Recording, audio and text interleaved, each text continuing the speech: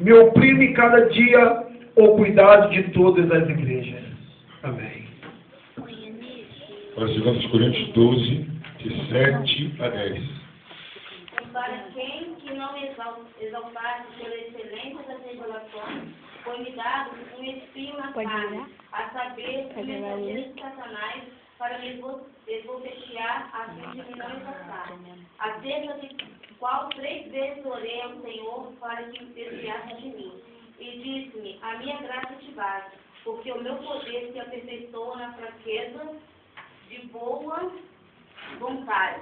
Os gloriarei nas minhas fraquezas, para que em mim habite o poder de Cristo. Pelo que sinto prazer nas fraquezas, nas injúrias, nas necessidades, nas perseguições, nas angústias, por amor de Cristo. Porque quando estou fraco, então sou forte. Amém. E o apóstolo Paulo, ele tinha carinho por todas as igrejas. A igreja de Coríntios era uma igreja problemática.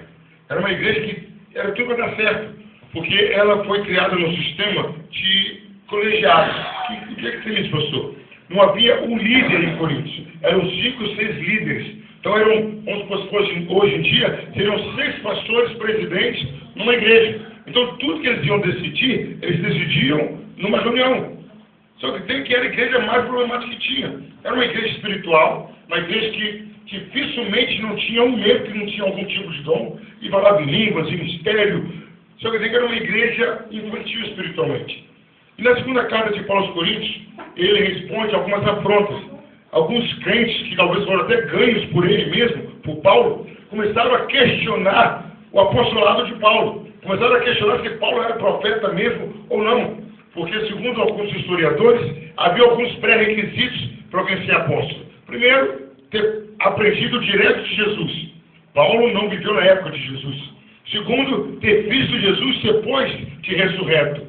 E alguns começaram a questionar. E Paulo começa a mostrar que, primeiro, quem foi que evangelizou Paulo? Foi quem? O próprio Jesus.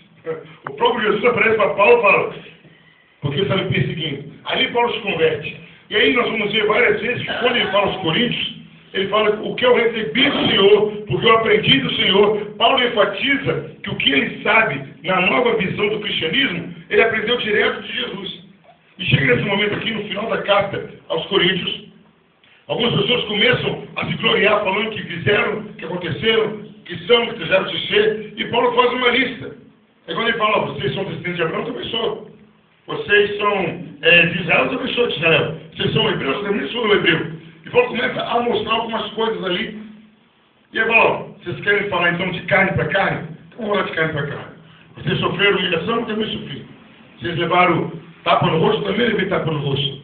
Eu naufraguei, fui escorteado, sofri entre falsos irmãos. E Paulo dá uma lista do que ele passou. Mas Paulo deixa claro, isso eu estou falando na carne. Paulo vai dizer o seguinte, eu não precisava relatar isso. Mas vocês estão achando que o que vocês passaram se torna superior a mim. Aí depois Paulo, lá no capítulo 12, ele fala uma experiência dele, que ele tinha um problema sério, que tinha um espinho na carne. Mas o problema de Paulo não era o espinho na carne. Não, pastor. Não. Esse que é o segredo. O problema de Paulo era o quê? Ele tinha muitas experiências com Deus. E quando você tem muita experiência com Deus, você corre o risco de achar que você é superior a quem não tem. Paulo tinha visões, Paulo foi arrebatado até o terceiro céu. O homem era incrível. Paulo ressuscitou pessoas e inúmeras coisas. E Paulo falava, olha, Deus colocou um espinho na minha carne, um mensageiro de Satanás, para me esbofetear, para que eu não pudesse vir a ser soberbo. E Paulo fala, eu orei 3 vezes e Deus me respondeu, minha graça te basta. Mas pastor, é gratidão hoje. Exatamente, é gratidão hoje. É sobre isso que eu quero falar. Os motivos que Paulo agradecia a Deus.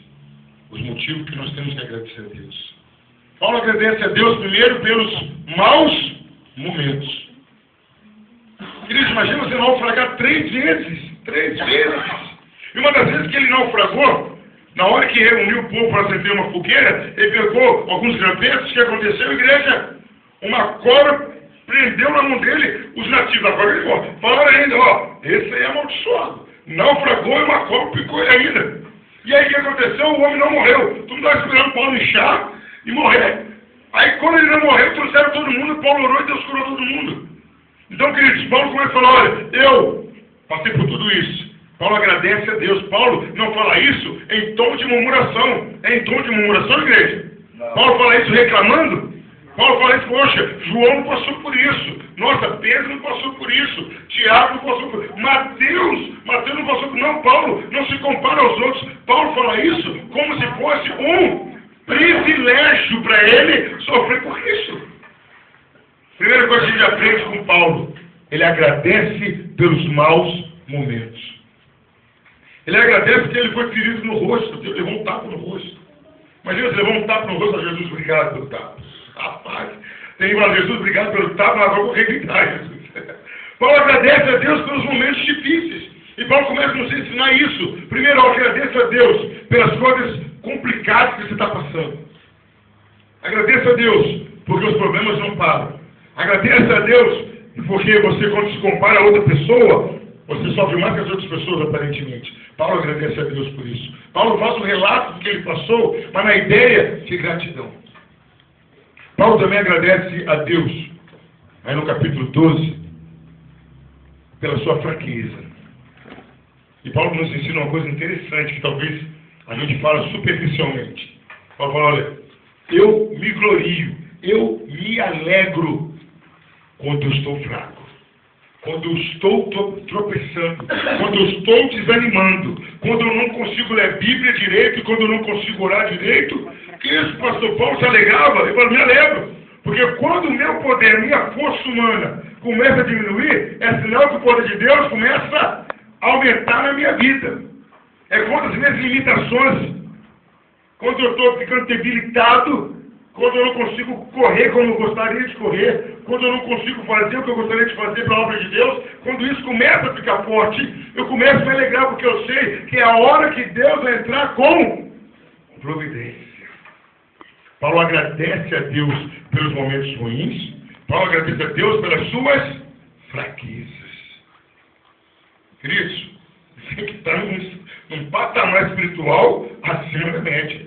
Você agradecer a Deus porque você está passando necessidade, agradecer a Deus porque você está passando fome, agradecer a Deus por tudo isso. Paulo agradece pelos momentos difíceis, Paulo agradece pela fraqueza espiritual. Mas sabe por que Paulo agradece tudo isso, queridos? Tudo isso que ele fez e hoje Deus me levou a trazer isso. Porque Paulo tinha plena consciência, o que às vezes nos falta, que qualquer que seja o momento que você está vivendo, esse momento um dia vai passar. Vai passar. Pô, pastor, estou vendo um momento tão bom, então se prepare. Está no momento das vacas gordas, se prepare, que as magras vão chegar. Está no momento das vacas magras, glorifica a Deus, porque as gordas vão chegar. Uma vez eu ouvi uma frase interessante. O semáforo, né? Vermelho, amarelo e verde. Uma coisa simples. Às vezes o sinal está vermelho para mim. Louvo a Deus que logo depois do vermelho veio o verde. É sinal que só está com o caminho aberto para você ir. E às vezes nós não lembramos disso. Às vezes nós nos prendemos, Cristo, no momento que vivemos. Reclamamos do momento que estamos. Reclamamos da situação que estamos passando. E esquecemos que aquela situação vai passar. E Paulo já agradeceu a Deus por isso. Lá em Filipenses, né, Paulo começa a falar, olha, eu já aprendi a viver em todos os momentos. Eu sei ter fartura como ter necessidade. Não, meu Deus, descanse o coração. Pode descansar o coração. Já aprendi a viver em todos os momentos. Fartura, necessidade. O que ele fala? Eu louvo ao Senhor. Paulo tinha essa consciência. O único momento que Paulo sabia que era eterno na vida dele era quando ele fosse para o céu. Aí ele sabia que aquele momento ia acabar mais. E Cristo, eu quero trazer para a gente que você comece a agradecer a Deus pelos momentos difíceis. Já passamos, foi uma notícia muito boa e vamos passar ainda. Talvez seja até em outra área, talvez seja em outra situação, mas nós vamos passar. Mas vamos agradecer a Deus. Vamos agradecer a Deus quando eu estiver fraco. Porque quando eu estou fraco, Deus se levanta para se manifestar na minha vida. Um rápido testemunho da minha vida esse ano, com outros projetos mega Aos meus olhos parecia que eram mega projetos, né? Saia deputado federal, ganhar, ia revolucionar o mundo. E aí nos empenhamos, muitos irmãos da igreja entraram no ritmo também, se empenharam. E no final dos jogos não deu certo. E eu tive um momento de transição aí, de 1 ou 2 meses, que eu fiquei estagnado, fiquei parado. Eu sabia o que fazer, eu estava igual aquele fumante. Já viu aquele fumante? Eu paro a qualquer hora, eu nunca paro. Na hora que eu quiser, eu paro, eu nunca paro. Já viu aquela dieta que toda segunda você começa e terça-feira acaba? Você começa a dieta na segunda e terça-feira acaba? Eu estava assim, eu estava consciente, não, eu sou um pastor evangelista. Eu sou um pastor que cuida das ovelhas. A hora que eu quiser, eu começo. Mas nunca começava. Não. Isso aí, uma hora. Com 1 semana eu visito todo mundo, eu entrego folheto. Aí Deus usou esse canto que nós cantamos no começo do culto. Eu ficava assim, eu lembro de mim, faço um sinal. E eu digo, eu estava cantando esse canto, ministrando, e cria-se nitidamente. Até me emociona. Deus falou assim comigo, você é o sinal. Todas as vezes que você caiu por uma situação adversa e levantou e continuou trabalhando, as pessoas viram a minha glória na sua vida. Aí você está querendo um milagre, você é um milagre, cara. Todas as vezes que um projeto seu não foi adiante, não deu certo, e você já levantou com outro projeto, você foi um milagre. Aí isso aqui me deu uma injeção sobrenatural de ânimo. Aí quando eu comecei, comecei a entregar sopa de novo. Aí entregamos sopa numa panela só de sopa, 30 e poucas pessoas, glorifiquei a Deus, aleluia. Aí na outra foi para 50, aí morreu uma jovem de infarto no Belo Horizonte, eu fui lá no velório, de lá encontrei com o irmão dela, abriu porta e foi crescendo no trabalho, e Deus tem abençoado. Aí com essa chuva, eu tenho uma família que a gente está evangelizando, e a casa dela é de chão de terra mesmo, não tem piso, não tem concreto, não tem nada. E lá quando chove, o problema não são os goteiros, é que a água desce do barranco, que é água de barro, passa debaixo da madeira, passa por dentro da casa e cai na rua. Choveu é isso. Eu estava aqui triste, né? Mas hoje eu falei com Deus que não vou pedir nada. E a chuva caindo, eu falei, meu Deus, como está a família lá? Aí eu liguei. Adriano, aí está cheio de água na sua casa. Aí, pastor, está cheio de água, a minha sobrinha filmou, e só manda para mim no WhatsApp aí que eu vou postar. Aí eu falei assim com ela, você sabe essa parte aí, queridos? Eu chorei muito. Mas você sabe, se eu tivesse dinheiro, eu já tinha construído toda a casa para você. Querido, sabe qual foi a resposta dela? Ela falou o seguinte, pastor, o senhor está fazendo o principal. O senhor está cuidando da nossa alma. Queridos, eu fiquei sem palavras, comecei a chorar, mas pastor, o senhor está aí? Não, estou te ouvindo. Pastor, o senhor está cuidando das nossas almas, dos nossos filhos, da minha família, o senhor está fazendo o principal. Aí, querido, ela ainda não aceitou Jesus, sabe o que ela falou? O senhor já mudou a nossa vida. Querido, uma pessoa que ainda não se converteu, com o pé passando água por cima dentro de casa e falando que a vida já foi mudada por Deus, queridos. Talvez fosse um de nós uma hora dessa, como que é estar? Triste, murmurando, uma pessoa que ainda não se converteu. Mas já vê a glória de Deus na vida dela, queridos. E é isso que Paulo nos ensina. Paulo agradecia a Deus. Que é no final da ligação assim, pastor, a mulher que nem tinha fé comigo, pastor, papai do céu está do meu lado, pastor. Ele vai mudar essa situação, tenho certeza. Aleluia. Mas ela estava satisfeita só por saber que a família dela está sendo evangelizada sem ela perceber. Alguns dias atrás, ela mandou uma mensagem para mim, pastor, posso pedir um pedido de Natal? Agora imagina, a pessoa de uma geladeira velha, um vulcão velho, um guarda-roupa tombado, o que ela ia pedir? Falei, meu Deus do céu, pode. Eu respondi com medo, pode, se Deus abençoar, eu te dou. Queridos, A gente vai para abençoar, a gente é abençoado. Sabe que ela me pediu um CD do Regis da Nessa do Tamares. Meu Deus, eu só tenho nem que eu venda coxinha na rua, tenho que levantar esse dinheiro e vou comprar um CD impossível. Ela podia pedir um fogão, uma geladeira nova, uma cama nova, tudo. Ela pediu um CD evangélico. E quando eu dei uma Bíblia para ela, meu pastor, foi o maior presente que eu ganhei na minha vida. E essa pessoa, queridos, aos 10 anos de idade, essa mulher, foi trocada aqui em Volta Redonda para ir para São Paulo. A mãe dela trocou essa pessoa por uma garrafa de cachaça. E quando chegou lá, a ideia era limpar a área. Quando chegou lá, eles estavam pegando crianças para fazer prostituição. Ela voltou de São Paulo de carona para chegar aqui. Então, uma pessoa que não tem motivo nenhum para acreditar em milagre. E ela acredita em milagre antes de voltar para Jesus. Por que eu estou contando isso, queridos? São coisas que Deus faz assim.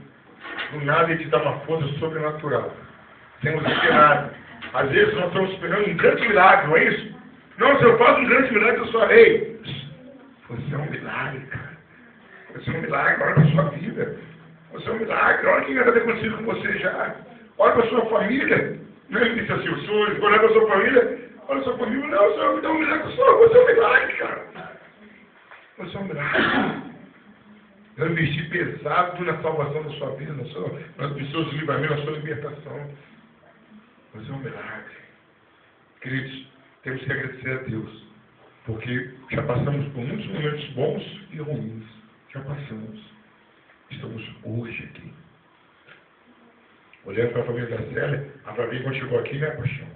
Coitada da Flavinha, agora está bonita, né? Está vestida a primavera, toda florida. Ri não, Marcelo, você era magrelinha, tá, Marcelo? Agora você vai abençoado. Né? Mas nós somos um milagre. Somos um milagre. E que milagre nós somos. Né? Eu lembro do presbítero Pablo, estava na moto, ele e o Henrique. O Henrique era cabeludo. Virei para ele, você pastor, ele riu na minha cara. O problema é que quando o cara ri na minha cara é a hora que eu é esse. Aí ele caiu na besteira, um elemento falante, e me dá o número do telefone dele. Aí acabou, né? Deu o número do telefone, acabou. E hoje ele é presbítero da casa de Deus, né? E longe. Né? Queridos, é isso que eu quero que a gente entenda. Sabe o que nós temos que agradecer a Deus? Porque já passamos por momentos tão difíceis. E superamos e vencemos. E virão outros. E também Venceremos. Veio que vem Golias, que vem muralha de Jericó, que vem Nabucodonosor querendo jogar a gente na fornalha, que vem Acabe querendo comprar a nossa vinha, vem o que vier.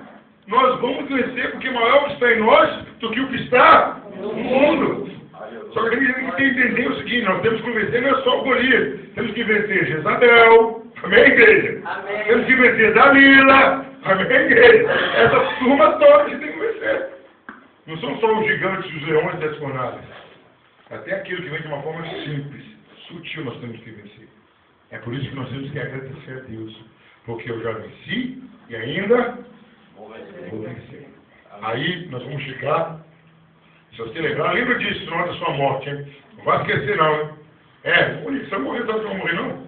O Uri tem que casar de novo, amarrado. Na hora da sua morte, você lembra disso. Fala, enche o peito de água, tudo que você vai morrer. Fala assim, combati o bom combate, completei a carreira e guardei a fé. Eu acredito que quando chegar no céu, depois eu olhar para mim, Jesus vai olhar para você. Ei, negão, hein?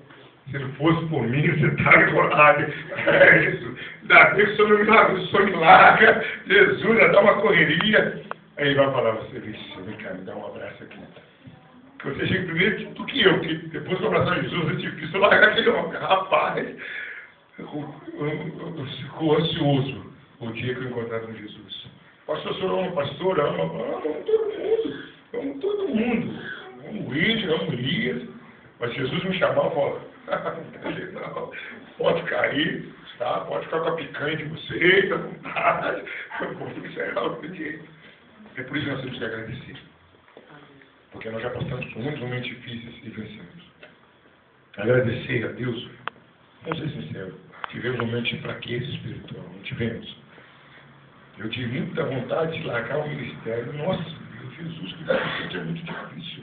Então dá vontade de jogar um microfone junto. Ih, meu Deus do céu, a gente vai ficando velho, a gente vai ficando ranzinza, cara, a gente vai ficando mais chato, né?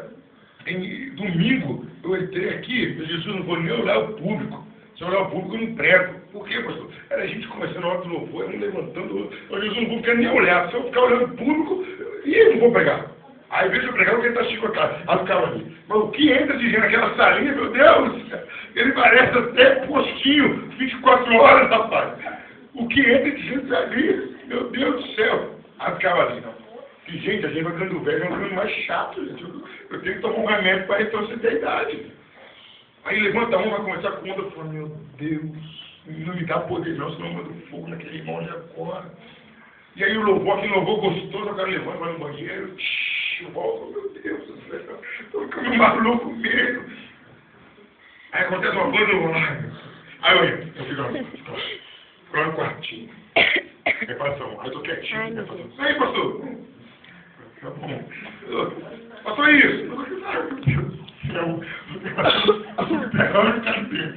Mas louva a Deus, queridos. Louva a Deus. Porque eu já passei, a pastora já passou de culto, que era eu, a pastora, e as 3 meninas. E Deus inverteu o quadro totalmente. Eu louvo a Deus que a nova aliança, eu costumo dizer, coletivamente, falando coletivamente, é a igreja que ora pouco, a pastora sempre está aqui cheia de anjo e a trindade. É uma igreja que coletivamente ora pouco, coletivamente evangeliza pouco, mas é difícil o ano que não cresce 10% da igreja. Não dá para acreditar nisso, coisa de doido. Eu acho que o pessoal é atraído pelas portinhas, porque buscar a gente é complicado. Eu louvo a Deus. A nova aliança é um mistério de Deus, é um milagre de Deus na face da terra. Amém? E é por isso que nós vamos agradecer a Deus. Tem algum cântico de agradecimento? Tem? Vamos lá.